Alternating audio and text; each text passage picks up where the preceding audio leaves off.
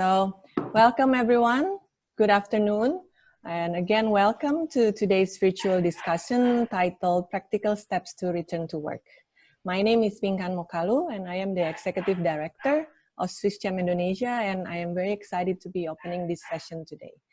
Thank you to all of you who are attending this session. A very special thank you to our speakers today, Bapak Agus Wibowo, Director of Disaster Management Development Strategy from the Indonesian National Disaster Management Authority or BNPB, Dr. Peter Budi Susetija, the CEO of Pantai Indah Kapuk Hospital, Bapak Jagat Dwi Alam, Crisis Management Team Lead from PT Anugrah Farmindo Lestari, and also to Mr. Christoph Viganiol, Head of SwissCham's Networking and Communication Working Group, who is also our moderator for today.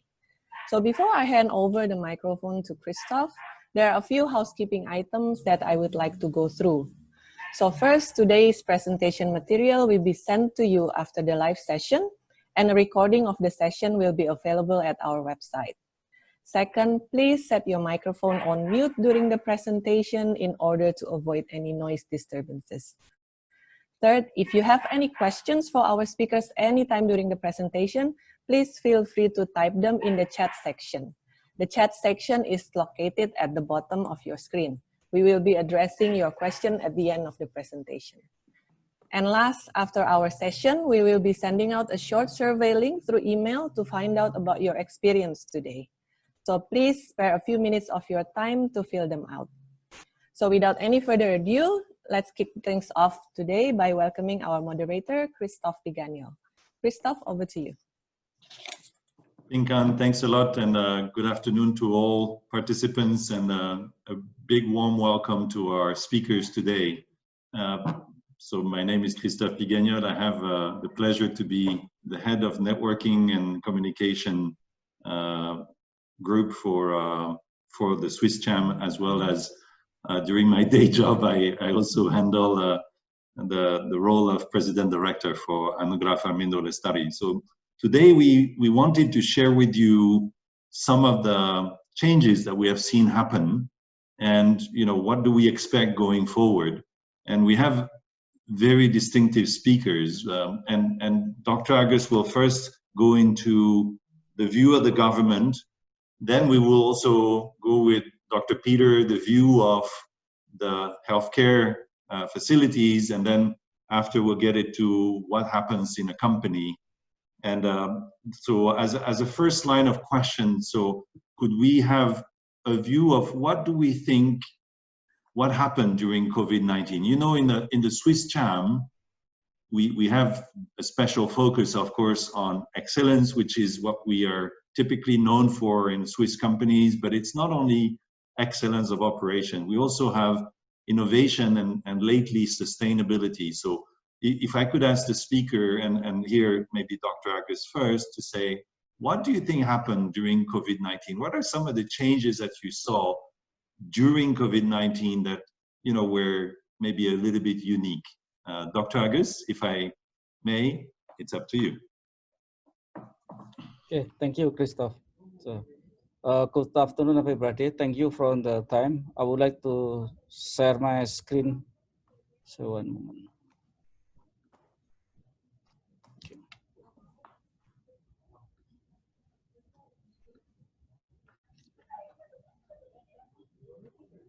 Okay, first, we can. I think everybody remember that the start of this pandemic COVID-19 is start from China. So we can see that at 23rd of January, the Wuhan is locked down because of the case increase, and we found case in Jakarta is at 2 March. So you can see, and now at yesterday that a case in Indonesia is already 49,000 and 2,500 deaths in Indonesia. And this is how the flow going in Indonesia of the COVID-19. We call it as a disaster because in 13th of April, the president declared that this has become of the national disaster, especially for the COVID-19 disaster in Indonesia. So this is the latest update of the COVID-19 in Indonesia. That as mentioned before, that now the case is 49,000, almost 50,000, and we have the 2,500 death whole of Indonesia. You can see on that 34 province of Indonesia already impacted, and this 443 cities or kabupaten and district and city also already impacted also. So the total of Indonesia, we have the 514 district or cities. Now almost 90% of them are already impacted by the COVID-19. So this is not only for Indonesia, but in other countries also. So this already more than 200 countries already impacted also. So because of this, this is already 3 months in Indonesia that we already have the PSBB. We call it the large-scale social restriction, and mostly people advise that they have to stay at home. But now that everybody also, other country also start opening their activities, especially from the economic activities. Indonesia also doing like this, but we have the different methods. Some country method is the waiting from the peak of the case, then goes down and stable. But Indonesia, we don't know the peak of the case of the COVID-19 in Indonesia, but we are also start opening, especially in the early of June, we start opening. But the opening is based on the very carefully decision. This is like this. We have the 5 phases for opening the economy in Indonesia. So the first that the main of the purpose of the opening is that not people unexposed to COVID-19 and also unaffected by layoff. This is the main problem of Indonesia, because a lot of people already laid off in Indonesia.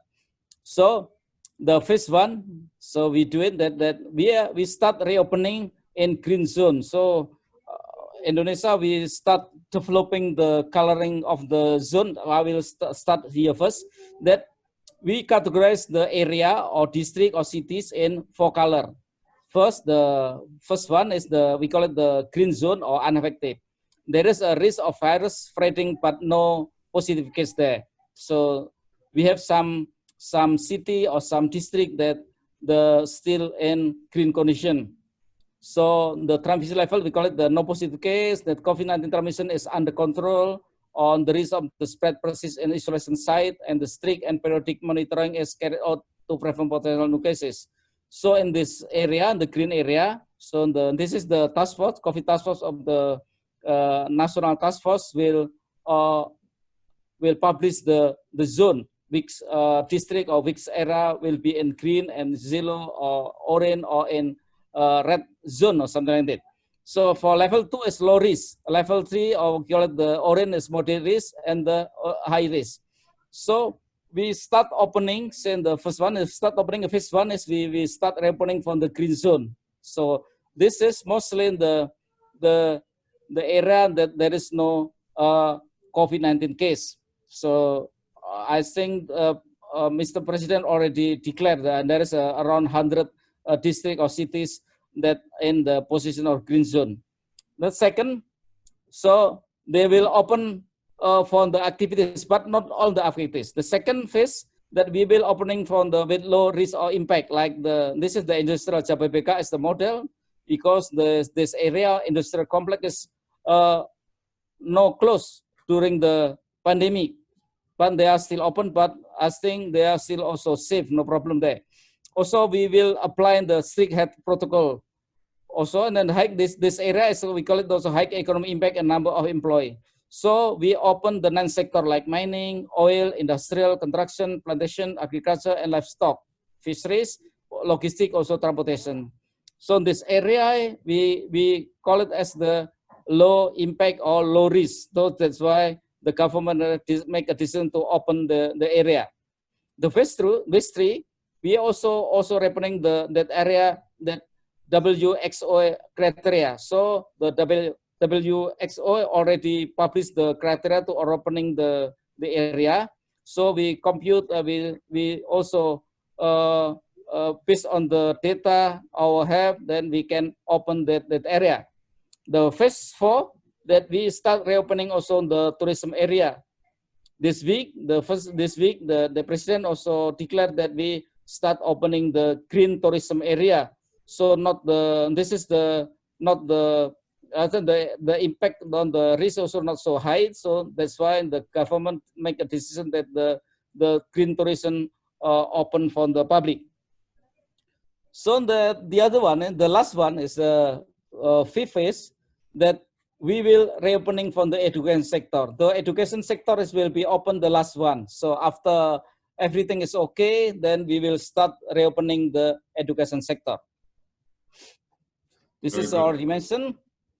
So this is how we manage the disaster management in Indonesia, that we have the national level, we have the province level, we have also the district level, and then we have some other unit. We call it also the business unit. We have the education sector, we have the market, we have the village, industrial, and also office.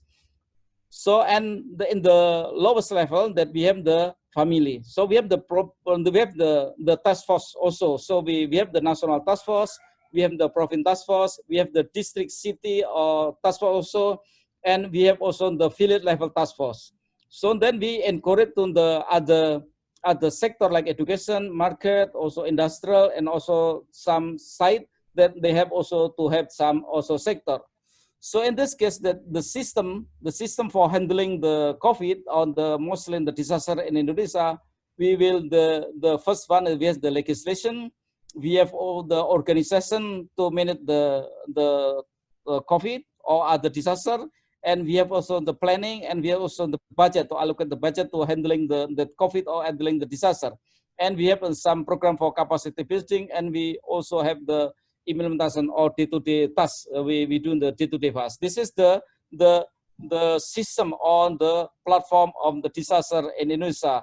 So this will apply for national, province, district, and also some other unit like this: industrial unit, office unit, or village, market unit, or some education unit, etc.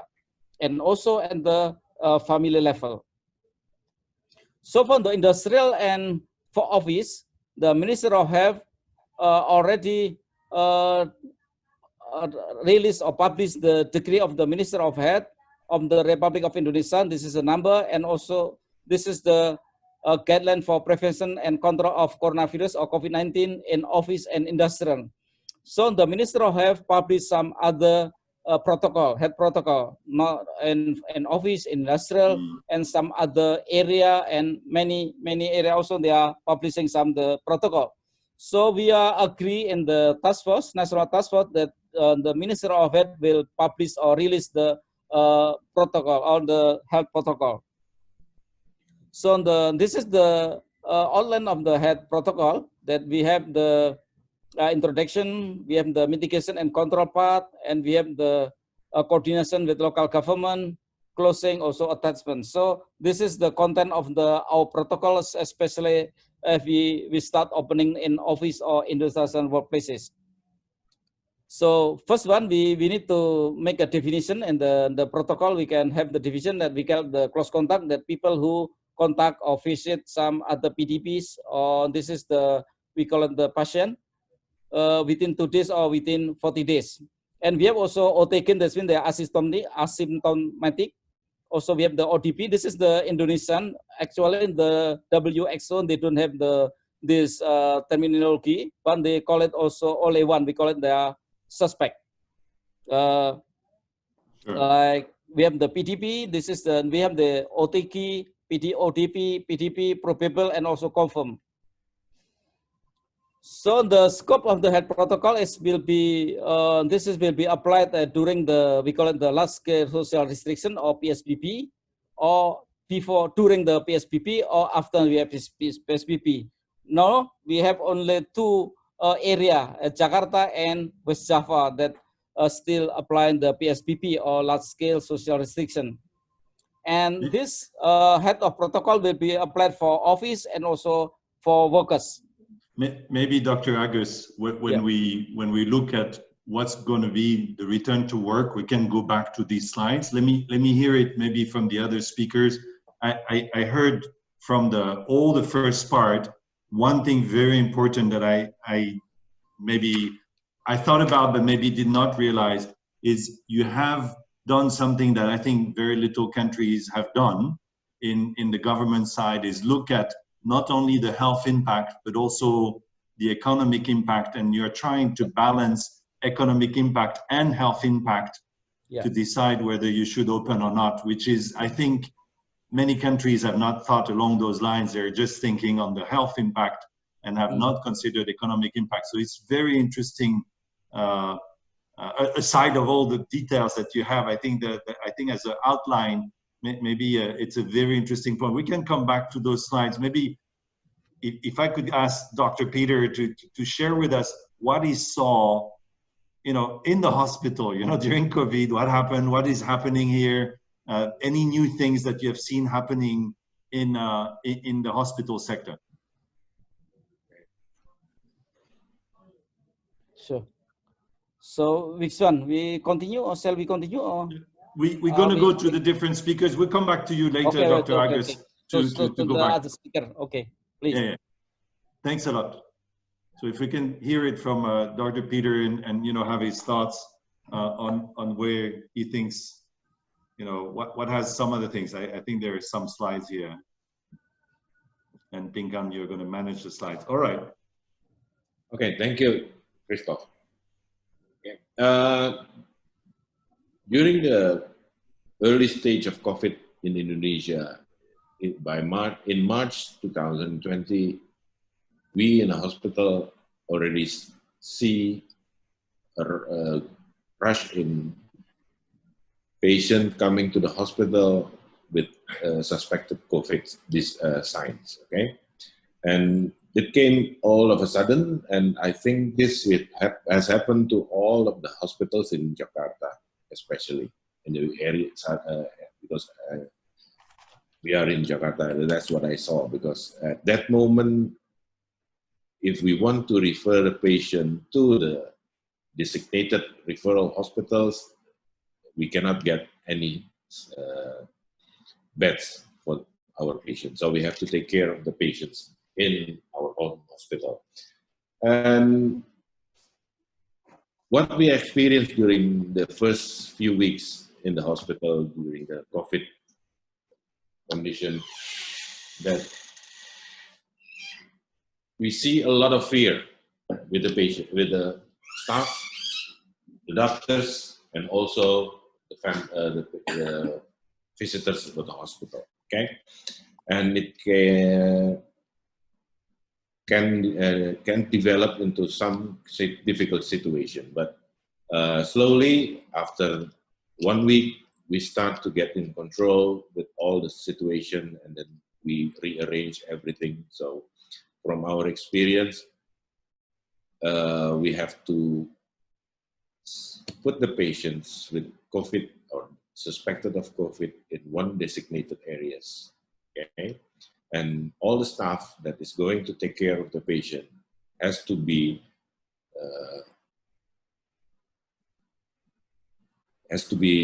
arranged. So there is not all the staff is going to work with them. Only designated staff will work with the patient, so we can control the contact or the possibility of getting the disease, the staff getting the disease or get from the patient. Okay, it is not easy at the moment, because at that time, because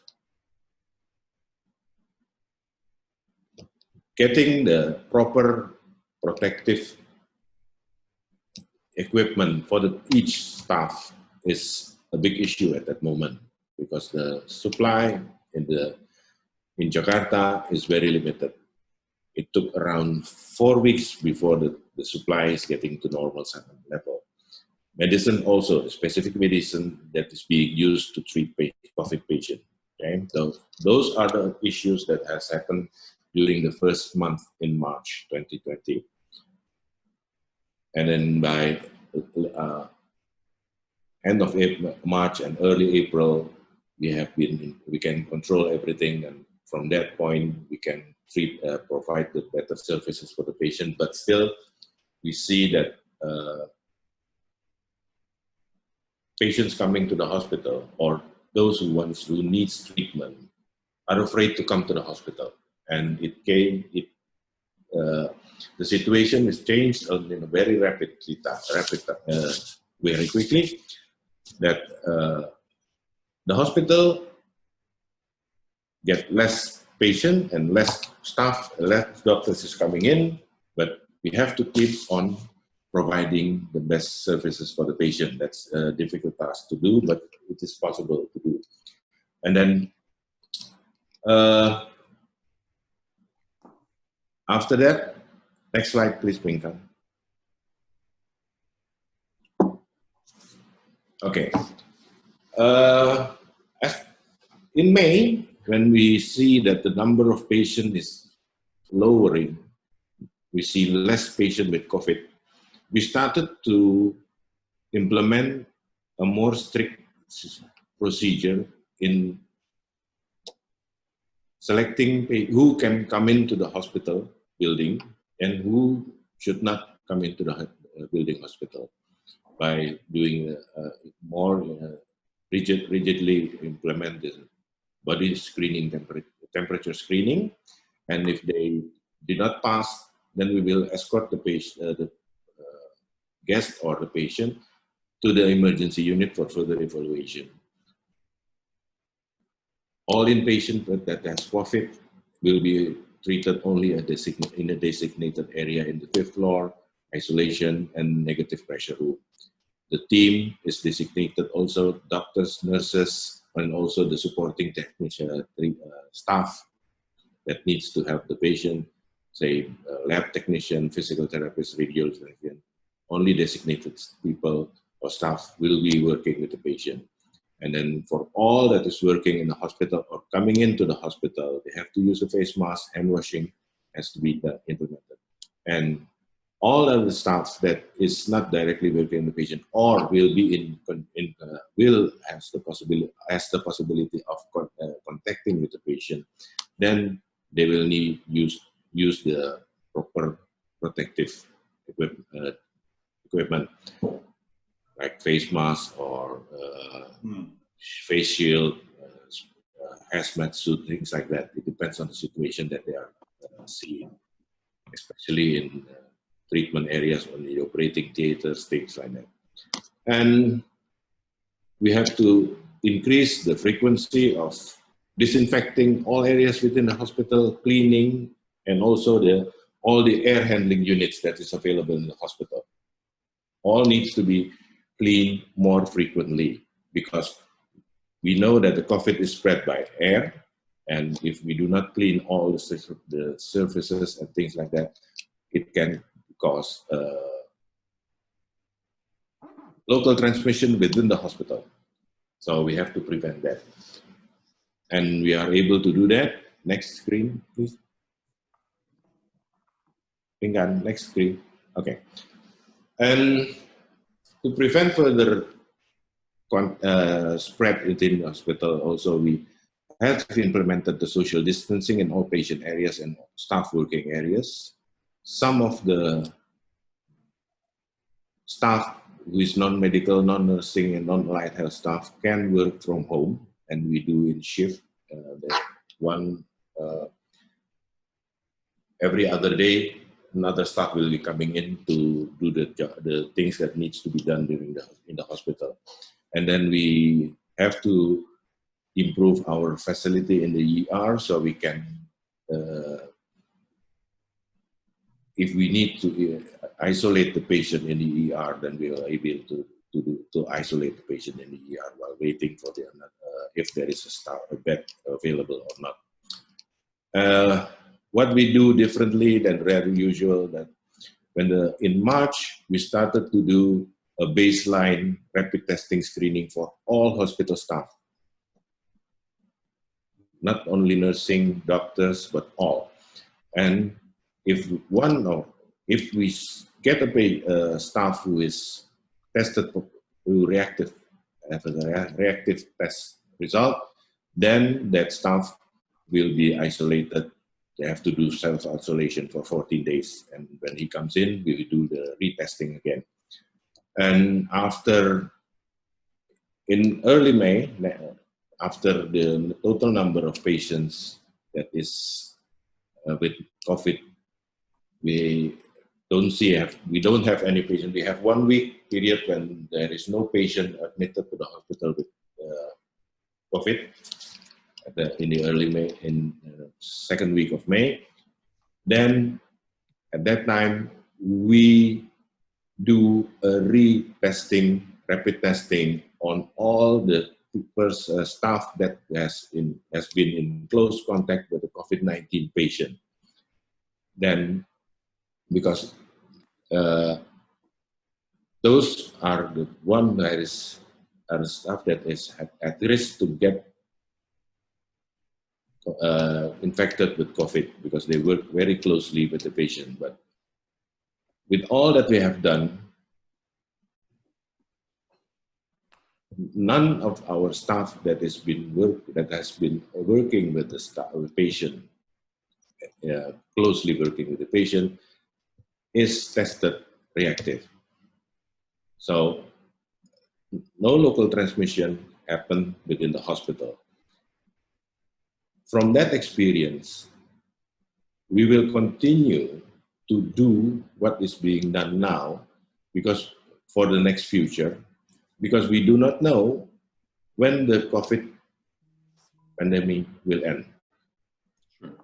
Because now we see a new curve that we see more patients again within the hospital. Not as much as the first batch in March, but now we see more patients. Average, we have around 5 patients treated at the hospital with COVID. Well, less than before, but we see an increase again, slowly, not as fast as before. So, Dr. Peter, if I may, it's quite interesting, right? We heard fear from the patient. We heard you implemented strict segregation and also cleaning. And we will be very interested to hear what are you doing in the future to take care of some of these issues, I'm sure, that are very present in your mind, in the mind of your staff, and in the mind of the patient coming. And glad to hear for you that you have a bit more patients coming, because I'm sure some people are not being treated, and maybe we can discuss that.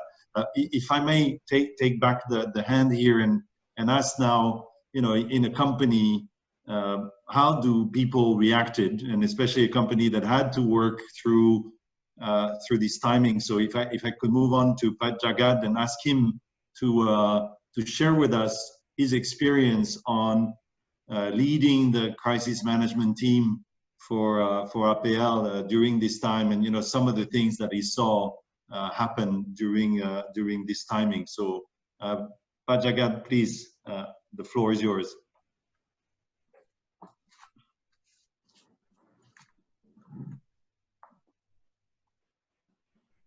Jagad, we cannot hear you. You need to unmute your mic, yeah. Or Pinkham maybe can do that for you.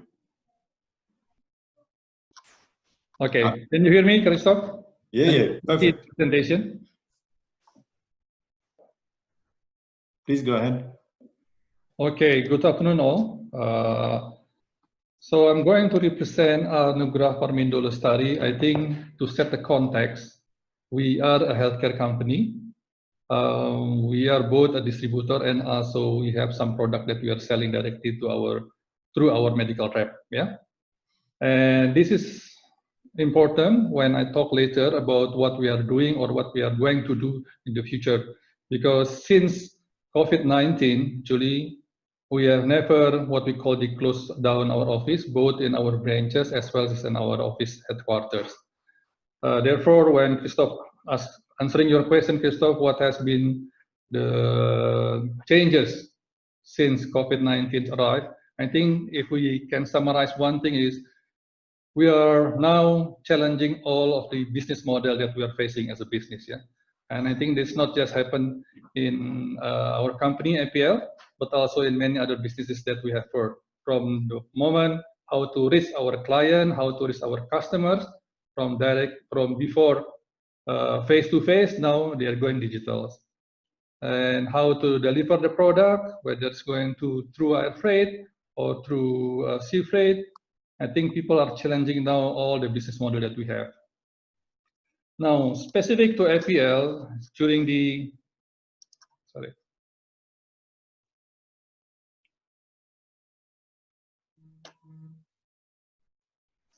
Okay, can you,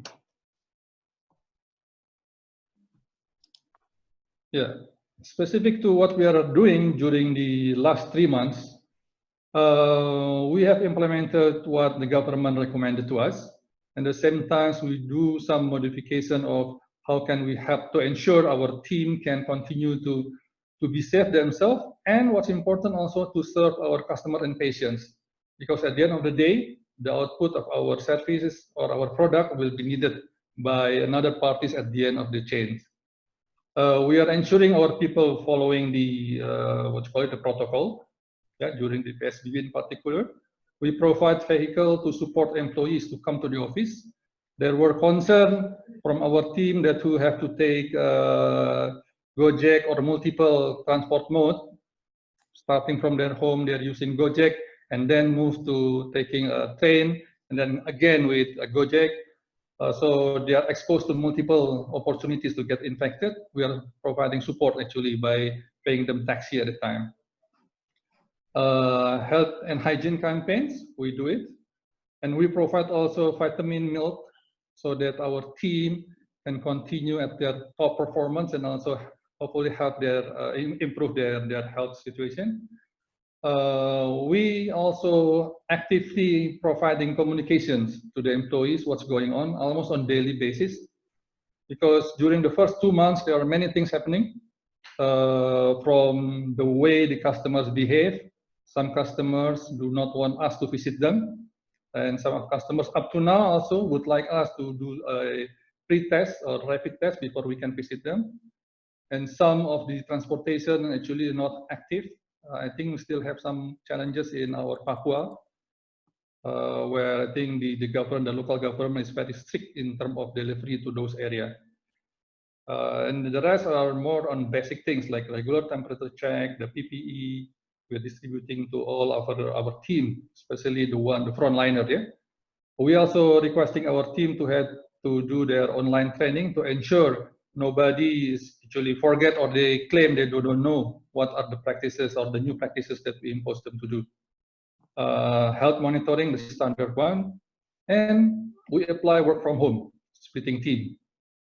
And this is interesting. I think we also found out that when we apply work from home, we notice productivity actually is not affected.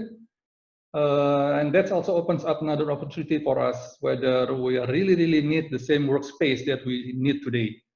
I think many companies also facing the same situation.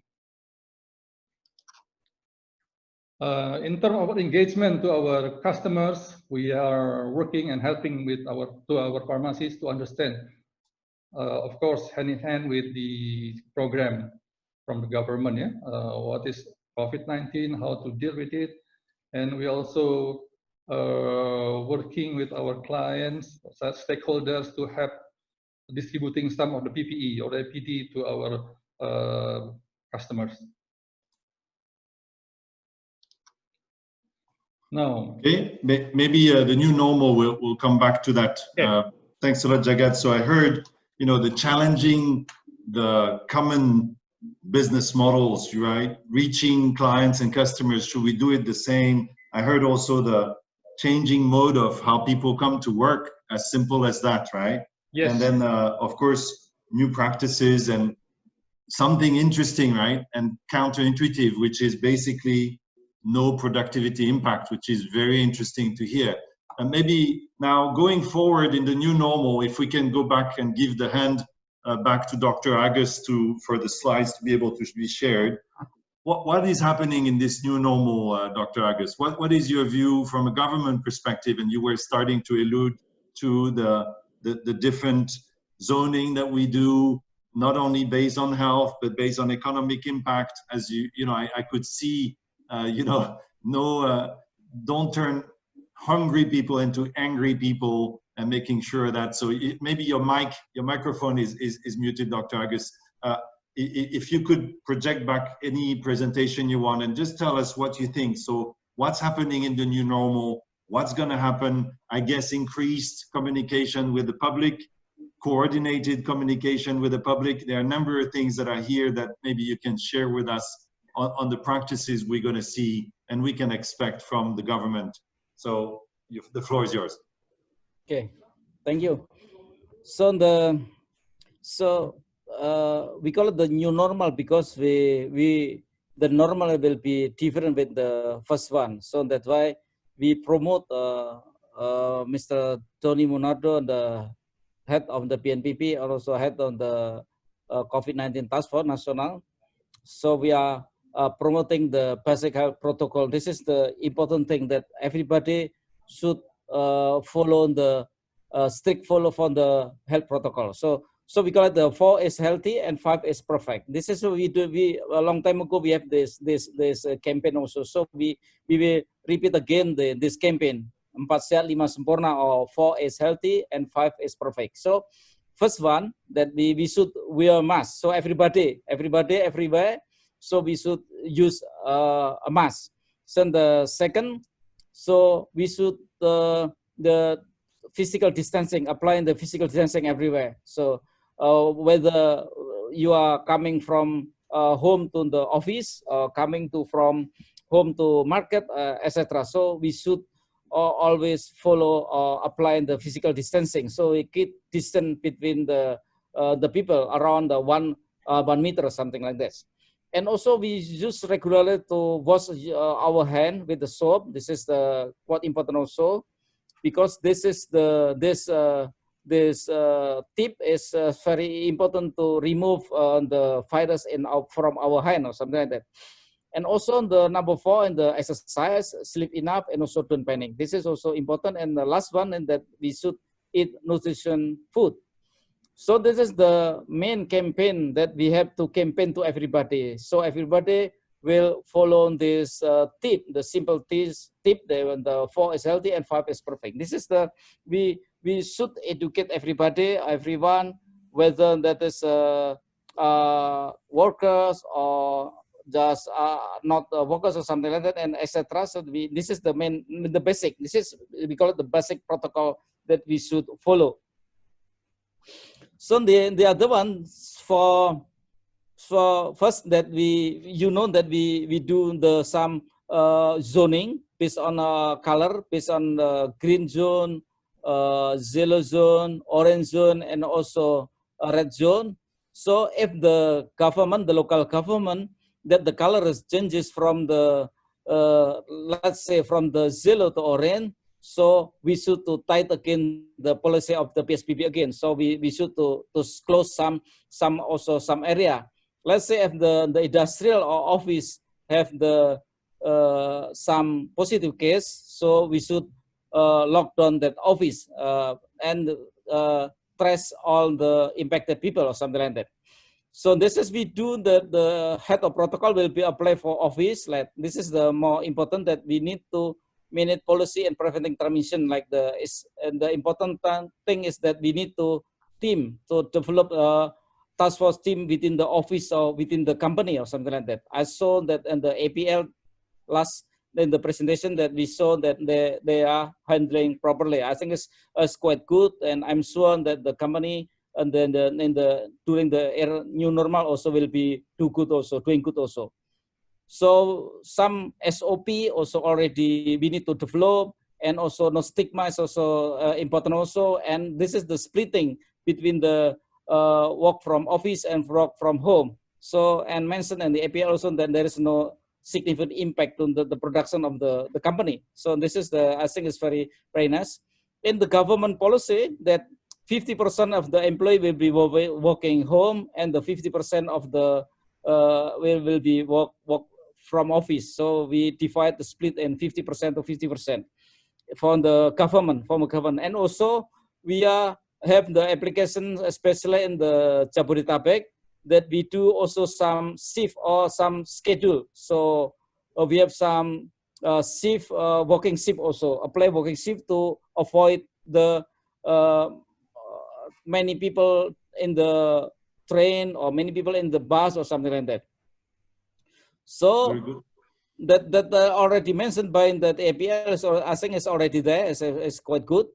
And also that arrange the worker who must continue work from home or from an office, and also facilitating the safe and healthy workspace. I think it's all the company already do this. Also socialization, education, also using electronic or e-learning is I think will already apply by many companies. And also from working from home also, I think so.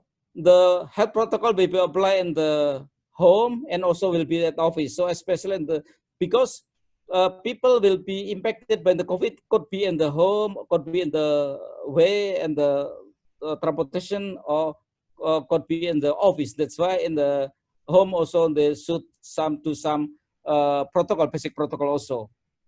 So for employee, I think this is also important that you need to prepare some tool or prepare some mask, like if you do using Gojek or using online transportation, you need to bring your own helmet, and you need also to bring some hand sanitizer, you need to bring spare mask, etc. So during the new normal, all the employees should prepare everything to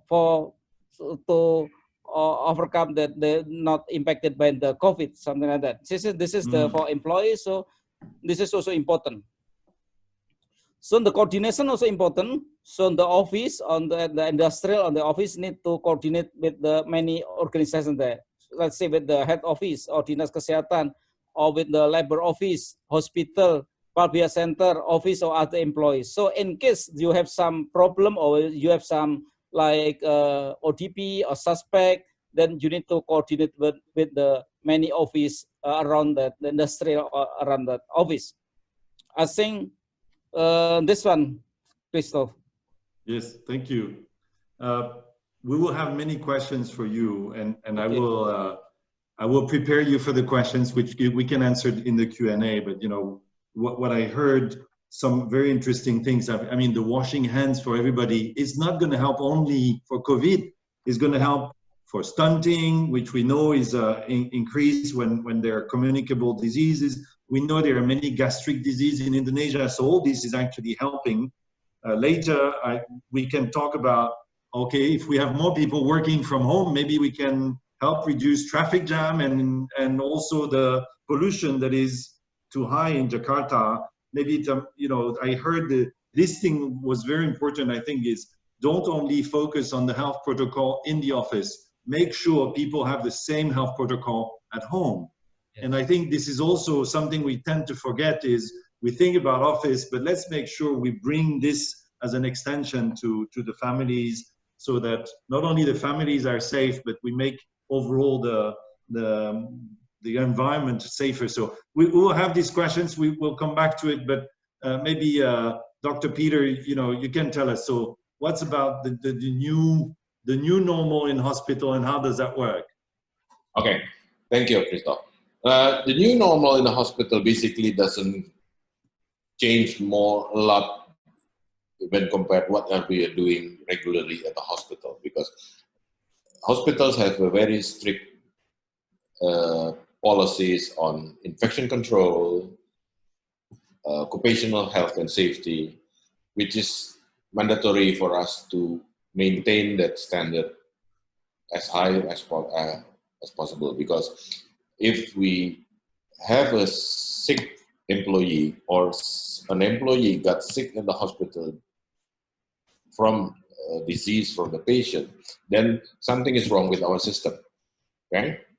And maintaining all the system and implement it strictly will help us in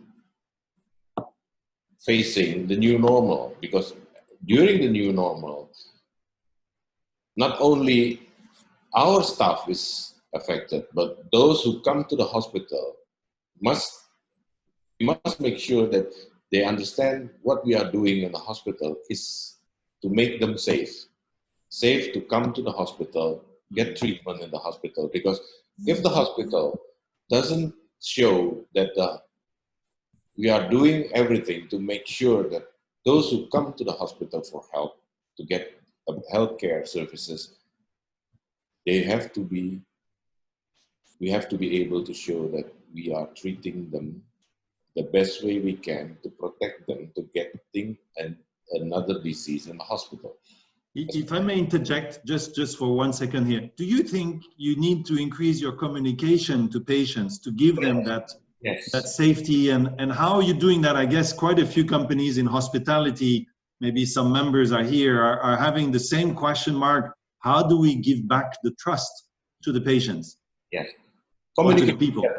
Either with using the social media, talking with them when they are coming to the hospital, and also put up education material, banners, things like that in every areas in the hospital, so they can read it and they know what we have to do as a hospital, what they can do also for them when they are in the hospital to prevent them from getting the diseases which is available in the hospital at any given moment. Making sure that happens. So have you created like a hotline that people can call to find out your procedures and this and that to make them feel safer? And we put up a banner what we are doing, with a poster and what we are doing in the public areas. All right. So increase. Okay, go ahead. Understand what is going on in the hospital. That will make them more comfortable to come to the hospital. In March and April, we see a big drop in the hospital visit, patient visit. Okay, but in May and June, we see slowly that the number of visits is increasing again.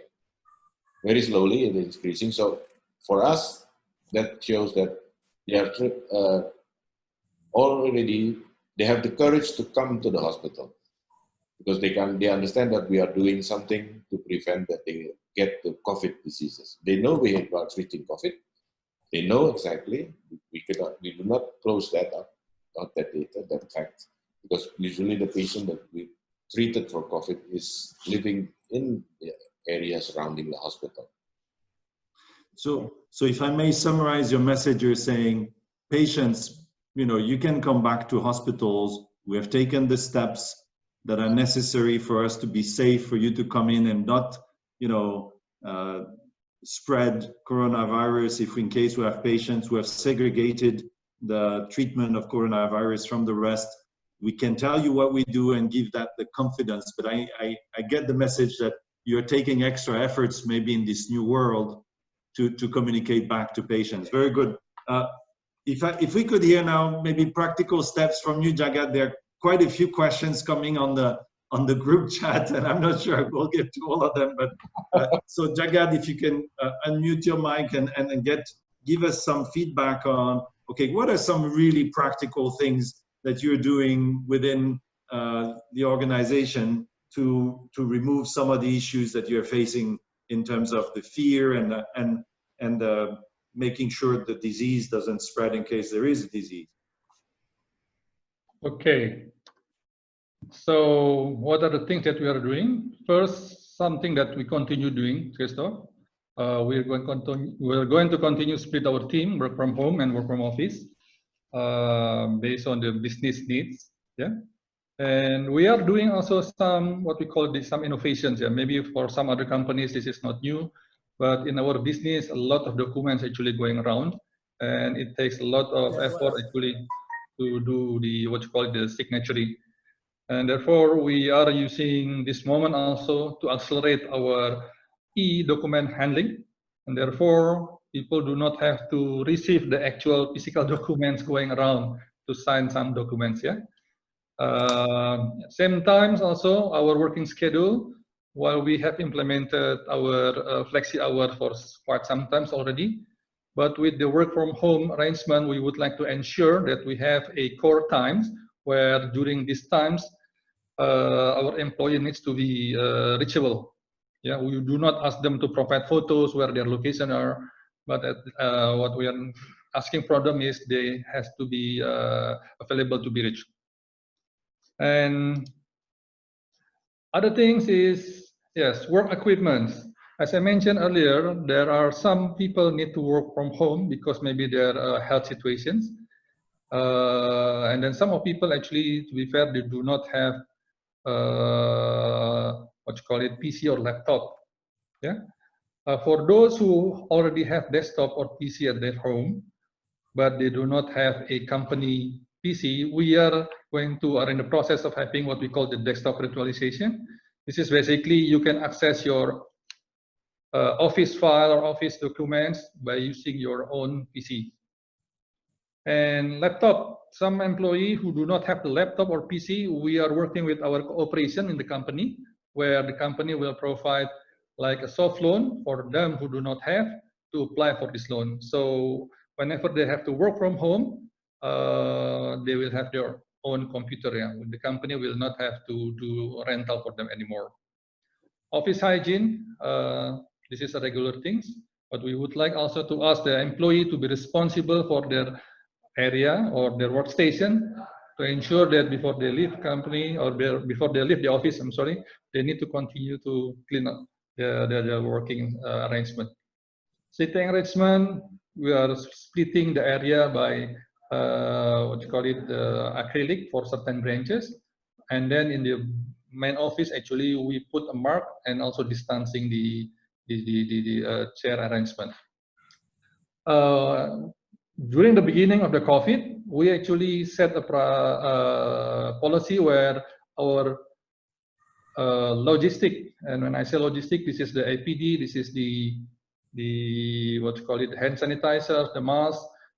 It has to be 3 months inventory, because at the time, as I think Dr. Peter mentioned, it's difficult to find the stocks, and we know that APD or PPE is a critical part for our operation. Therefore, we would like to make sure we have enough stock at the time. But now, since the stock is available everywhere now, then we think it's good enough to maintain 1 month stock inventory. This is also some adjustment that happened on the business and personal trip. In the nature of our business, our team must do visits, yeah, outside their base. And for that one, we are asking them to be tested. First, some of the transport company actually asking us this part of the requirement, therefore we must follow. For business purpose, it's going to be paid by the company, but for their personal purpose, then they have to pay for it. But we would like to ensure that everybody that doing a business trip or personal trip, they need to report back to the office and to ensure that they're following the protocols.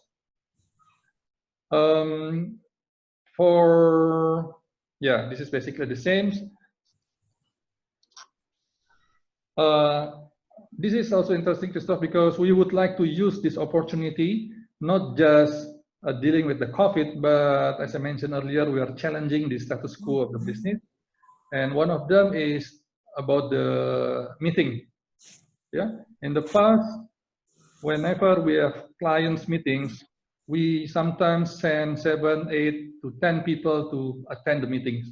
But now we put as a policy, no more 2 people coming to the client meetings. No more 2 people. The rest of the people, actually, they can come through online or have an online meeting. Yeah, and this is one reducing the what you call it, the risk factor, right? The risk factors, yeah, the risk factors, and also contributing to the environment stuff because people do not have to travel around. Yeah, it is highly recommended that we are using the virtual meetings. The same thing also for our clients or visitors that would like to visit our premises. We are also limiting the amount. Yeah, except this is a very critical one, then we can approve it. Of course, with the approval of Christoph, which is our president directors. Yeah, this is just to give a picture of what we are doing today, and in preparation for our preparation for our new normals. I think, Christoph, what's another important point is we are trying to utilize digital in terms of how to reach our customers, to our clients, and at the same time our engagement, those that can we area or processes that we can digitalize, then we're trying to do that. So minimize also the physical interaction, also minimize the what you call it, the telephones here and there. People can just go to website, whatever information important for them, from the client side, from the customer side, they will be able to access it. Yeah. And what's important, as I mentioned earlier, is the communications. I think our employees, be it they're in Aceh or they're in Jayapura, they need to know what's going on. And therefore we always provide a what we call it, the click, APL click, to ensure that people are on top across the board, wherever they are, on what's going on with the company. That's it, Christoph. All right.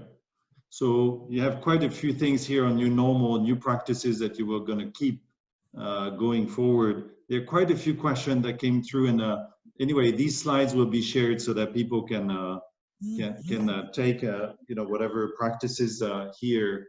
And let me get into some of the questions. So I heard there are quite a number of things that are coming through, but one of them regarding all our employees, and maybe Dr. Agus, you could start on that question, is what is being done from a government perspective in terms of ensuring the cleanliness of the public transportation?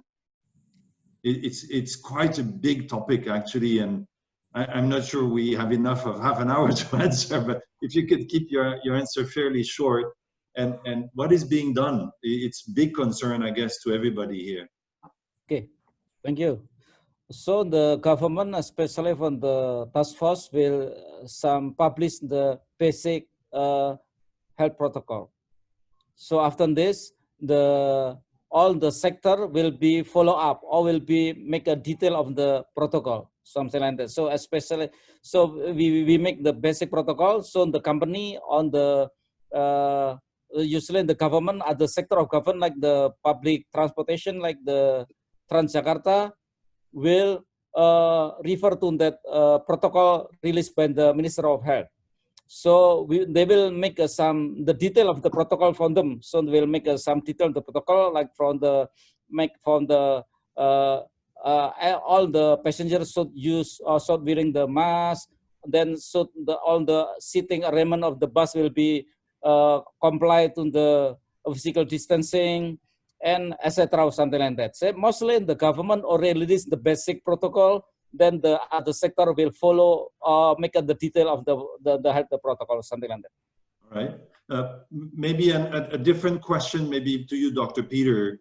I think we heard Jagad mention about digitization of documentation to avoid same people touching the same documents, and there are some questions around what do we need to do very practically on documents to try to avoid catching any disease. Can we catch disease through documents, packages, etc.? There is a question saying, is UV light something that can help to kill the diseases on documentation that goes here and there?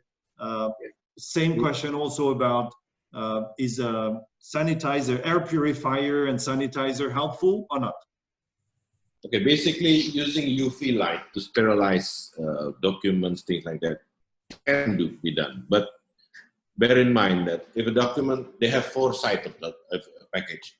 Okay, how do you expose all the sides of the package to the UV? That's not easy. Okay, so be careful with using UV lights. Okay, to sterilize the room, also not so all areas can be covered. So you have to combine. Okay, regular method, disinfection, using UV light, you can combine, but completely using only UV light, I don't think it will provide a perfect solution.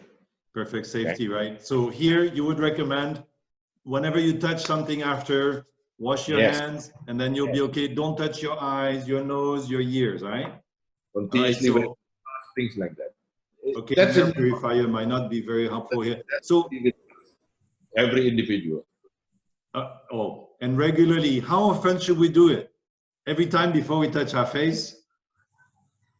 After you touch something that is not, say, it is a general, public, in a public space, things like that, wash your hand before you touch anything, parts of your body. Not only the face, everywhere. You do not know, okay? All right. Now, contagious area, say like a hospital, please, before you go home, take your bath. At the hospital, then you go home. All right. At home, take your bath again. So that's a new normal that not all people can accept that, okay? We have to change. So one of the questions about digitization, and maybe, you know, Jagad, you mentioned about, you started to do digitization, but I don't know, maybe Dr. Agus, you cannot answer that, but will the government help to digitize and say, finally, we can do digitization, wet signature, not needed anymore. We can accept electronic signature and this and that. Would that be a possibility you think that our government could help us with? I think you're asking Pak Agus or myself, Christoph? Yeah, Pak Agus, I think. You are still on mute, Pak Agus. So for the paper or something electronic document. Paperless, yes. Paperless. so I think this is a very important to use the paperless, and so that now we are moving to the internet base, or we can mean the digital base or something like that. So that means that we need also to move, especially from the document. Like there is some also question about the invoice also. I think the problem is not the BNPB is not the decision, but this is the decision based on by the Minister of Finance. So we can make some suggestion to the Minister of Finance or something like that. Also we still have the problem also in our office. We still have the problem that we cannot buy a ticket from the a Traveloka. So we should buy the ticket to Garuda or to Lion or something like that. We still have difficulties, and we also make a suggestion also to the Minister of Finance to do the same thing. But this is we are agreeing that paperless is very good and very important, I think, except for the pollution also on the paper. So cutting trees, we prevent the cutting trees or something. And this is the paperless is very good, very nice. So I think, that's what Daniel, thank you for sharing that. And I think, we all wish that we can go more paperless with the right setup, but if this crisis could help us accelerate that fundamental trend anyway, that would be lovely to see. And it's better for environment, it's better for innovation, it's better for everything. So it could be very powerful. It's even better to get exchange of documentation with clients and customers. Let's go back to some of the questions that I had seen about how can we help? Dr. Agus, how can we represent maybe, 50, 60, 70 companies here. How can we help the government, in what we're doing and what can we do to help Indonesia become better because of this crisis, and what could be some trends that we can work on? Okay, first that we asked on the company to handling their stuff first. So that means they have to secure the company first, and also to secure all the workers or all employees. So this is the important thing that all the employee or all the workers still need to working at the office and the company. So that means that the company should to prevent their own business. So the business continuity management or business continuity planning is very important to them, especially during the COVID or during the emergency. So after they are survived, then they can have us. Maybe the important thing that you can educate about your employee in the company employee educate the surrounding, the company, so they can understand what is the health protocol, or you can donate some mask or some other tool, health tool to the surrounding of the company, or maybe to other to BNPB to other place or something like that. I think this one for us, this is more important for us. So maybe since you're mentioning that, Jagad, would you be available for people, you know, in case in this group, in case someone needs help, would you be able to help them and share some of your experience with them as doing crisis management for a team? Sure, Christoph. It's an honor for me and for IPL as well, yeah? All right. So now we mentioned, Jagad, that you're saying maybe we want to even keep some people working from home. I think question that many people might have is, can we really be working efficiently from home? Don't you think you're going to lose some productivity, and you know, how do you deal with that? Yeah, first, one fact. When we started doing this working from home, we also measured how many % people actually, or how many of our cubicle are being filled for the last 3 months. And then we found out only 40% of our cubicle or their workstation are being filled. And we are asking ourselves, do we need the 60% then? Because with only 40% being filled up, the works continue to be delivered. Yeah.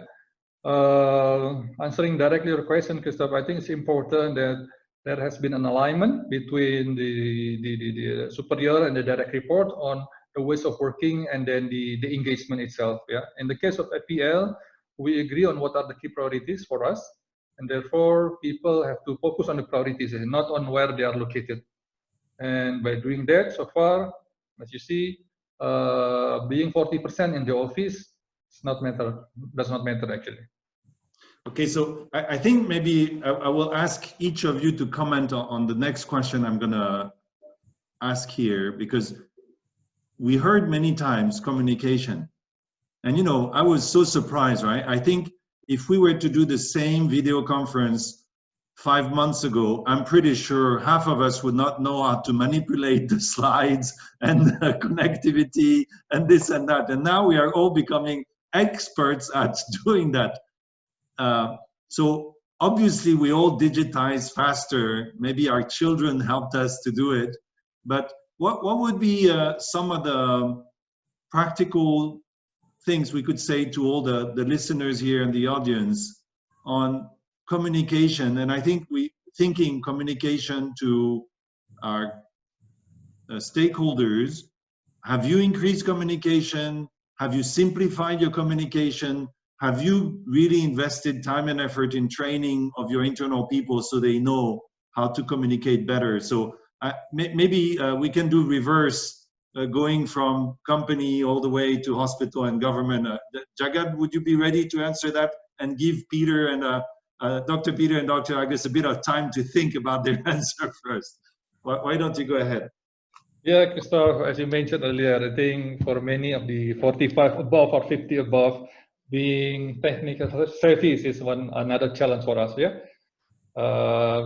we have so many tools now to do what you call the conference call like this, from Zoom, Teams, other things, or including WhatsApp. So being stay on the game, what's going on around you, and then keeping updated on the technology available for us. I think that's the first step, yeah.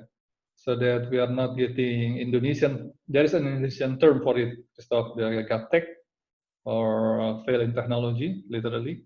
I think that's the first thing that we need to understand, yeah.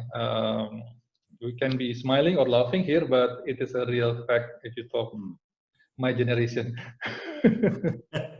Very good. Dr. Peter, how did that impact your teams? And you're on mute just right now, but how did that impact your team? You know, do you communicate much more often, much more digitally with your team members, and maybe with the back end to the patients, maybe to the authorities? How did that impact you?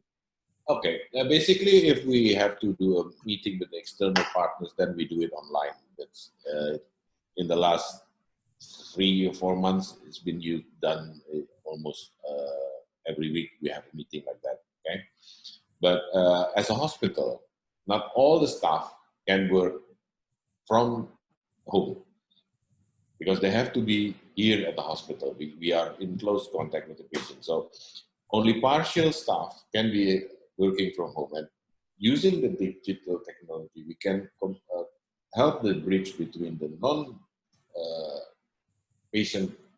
servicing function staff with the staff that can work from home. It has already happening now. Okay, we still do that, but only maybe 15, maximum 20% of the work can be done remotely, can be done from home in the hospital. Not all. Right. We need more staff available at the hospital because a lot of things can happen every day, and a lot of things need to be to be done every day at the hospital physically. All right, very good. Dr. Agus, your thoughts? Yeah. So this is I think this is a quite good opportunity for us, especially we can do a meeting more easily compared to if we do it with face-to-face meeting. So we have the experience with to meeting with the 500 bupati or wali kota or district or city. So simultaneously we did meeting with them. So we do face-to-face is very difficult.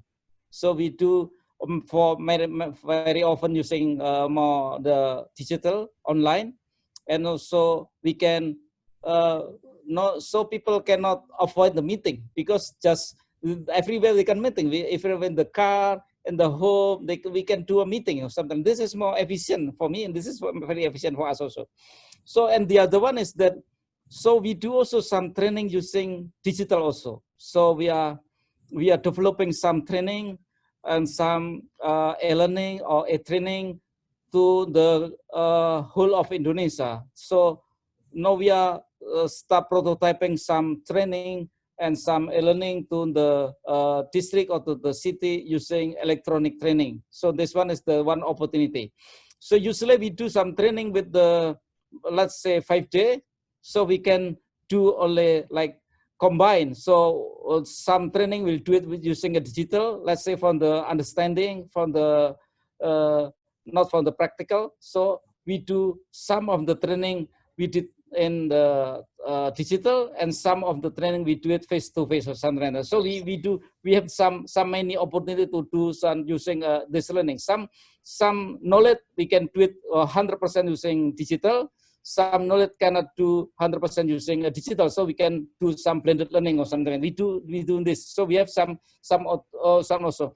So, and the other opportunity that we can do to minimize the traffic jam, that we have the opportunity to work at home. So we split the team working from office and working from home. So this one also some advantage for us also to minimize to impacted by the COVID or minimize the traffic jam in Jakarta or everywhere. I think this one, the three of the advantage because of this COVID. I think this one is, thank you. Yeah, very good. So, working from home, giving a better life to people working in our organizations, training to much wider audience. We don't have to choose. We can give to many more people, probably higher quality, because now it's, experts who are giving.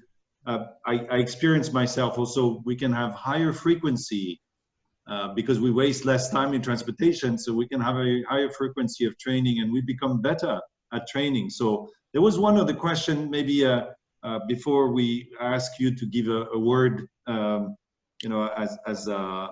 the end of this session, but what could be some criteria as we use to say, yeah, it's time for you to come back to work? Aside of the green, yellow, orange, and red classification we heard from Dr. Agus, is there anything else? Were there any other signs that we need to watch? In particular, I think maybe on hospital, you said maybe not so many people, but Jaka, would you have something for your employees and that you would say, hey, starting this point, you need to come back to work? You're mute again.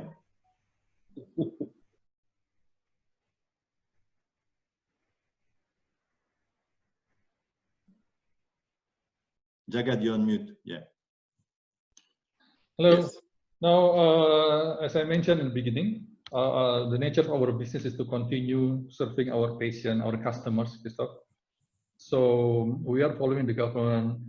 If there is a what you call it timetable, we are following. But telling the truth, I don't think that there is a clear what you call it a clear sign that when are we going to go back to normal apart from the government mandate. Because June 30th, which is now is the last days of the PSBB, that is just a day. But if you go enter on July 1st, things will be the same. Yeah, I think it's important for us to continue to be prepared and then be vigilant, because maybe we think COVID-19 is done, but COVID-19 thinks that it's not done to us. So I think, you know, I've read somewhere in, I think it was a paper from INSEAD, one of the top leading European school, saying, would this COVID-19 finally allow work from home to become the norm and not anymore the exception?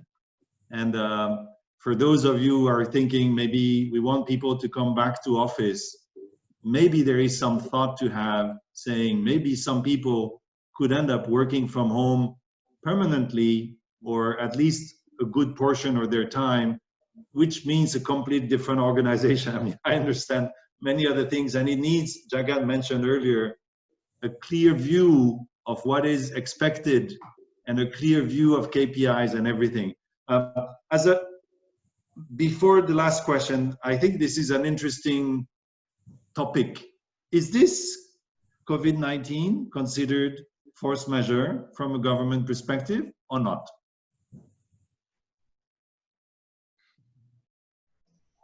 So for me, I still do not understand this. I mean, I can make an answer. I can make answer because I don't have background of the law or something like that. I will ask the law section in here in BNPB. Yeah, that would be helpful to have and you know, for those of you who are looking into this, get a really good lawyer, because force majeure has to have a lot of things linked with it. I can tell you, I spent almost half a day with senior legal counsel to understand it. And it's not that simple, but I didn't know from a government perspective. So maybe a last conclusion from our three speakers, and Dr. Agus, if we could start with you, you know, so what do you think is a major change that is there to stay post COVID-19 as clearly as a new normal for all of us?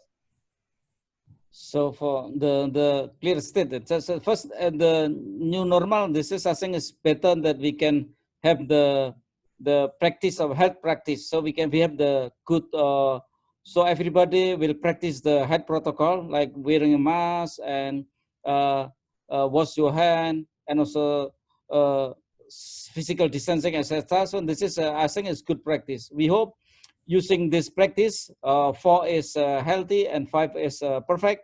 So the health status of the whole of the community will be increased and will be more healthy compared to the before the COVID-19. Are you telling us we will have masks for the rest of our days when we're in public?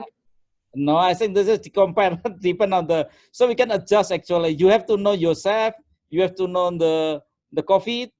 So this is more important. So especially if we are like now we are in our room, then we don't need to use our mask or something. And in case if you stay in your house, also you don't need to your mask. But if you go to outside of your house, traveling or something, you need to use a proper mask. Especially when you go to the hospital or you go to the crowded area or something like that, then you need to use a proper mask. So there are some surgical mask, there are some at least a 3-layer of cloth mask or something like that. So when you travel to the danger area, then you need to use a proper protection. Your self-protection is very important. Also, as you see here, there is some question of the 50 years old.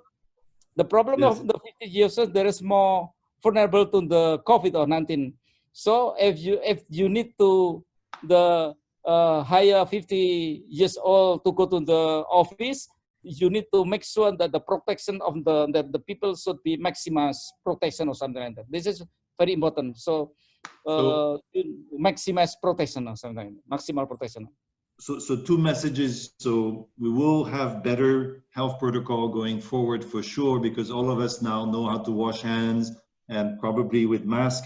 The second one, the segregation that you mentioned earlier with the different zoning, but not only, is also segregation. If you're a population at risk, yes, you should have stricter protocols. You should have stricter ways to take care of your health. So very good. What about you, Dr. Peter? So what would be some of the things going forward? I think we have to live with the mask for a longer time, okay?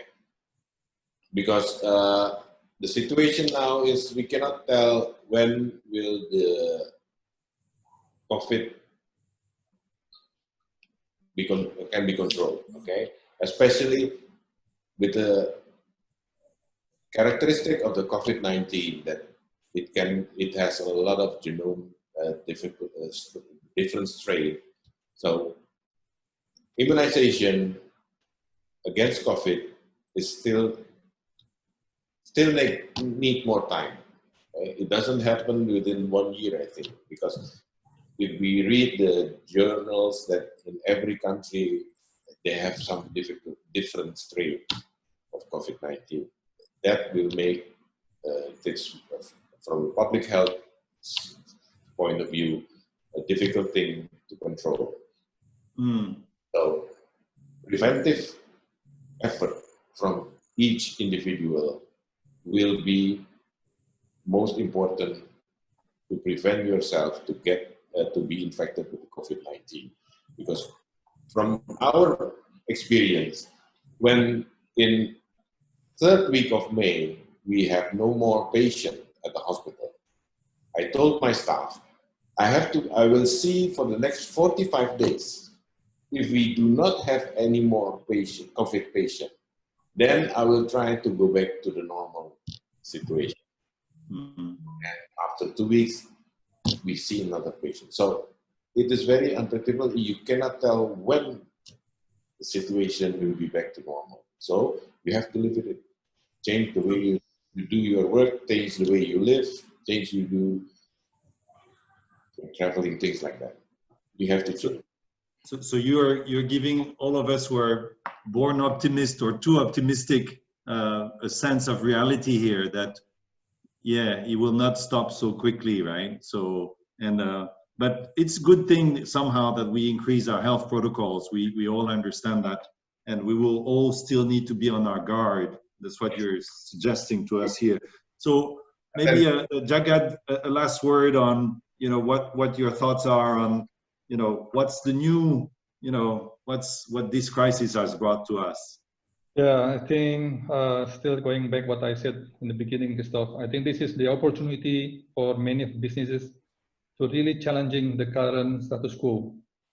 The way we reach our clients, the way we reach our customer, our cost structure, that's going to be the big theme. I think this is also almost second half. Many companies will start their budgeting process, including us, I think.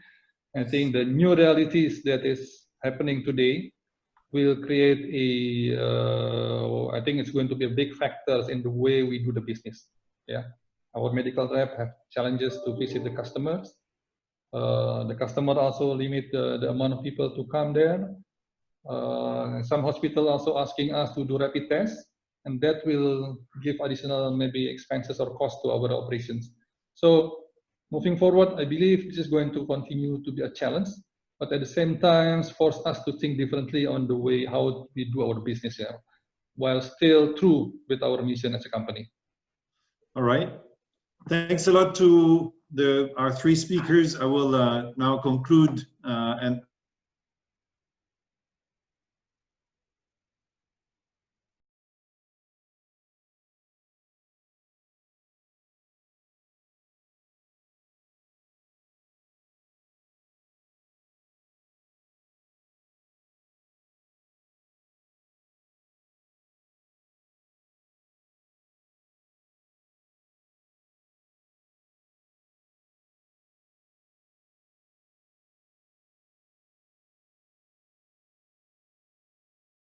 I would like to say thank you to our speakers and our moderator for today for a very informative session and very eye-opening in some points that you came across. Then thank you for all of you for participating. We hope that today's session have been somewhat of benefit to you and your organization, and we look forward to seeing you in our next virtual discussion. Thank you. Stay safe and stay healthy, everyone. Bye. Bye, Pigan. Thanks, everyone. Thank you. Bye. Thank you everybody. See you next time. Terima kasih, Pak Agus. Terima kasih banyak, Pak Agus. Terima kasih, Dokter Titet ya.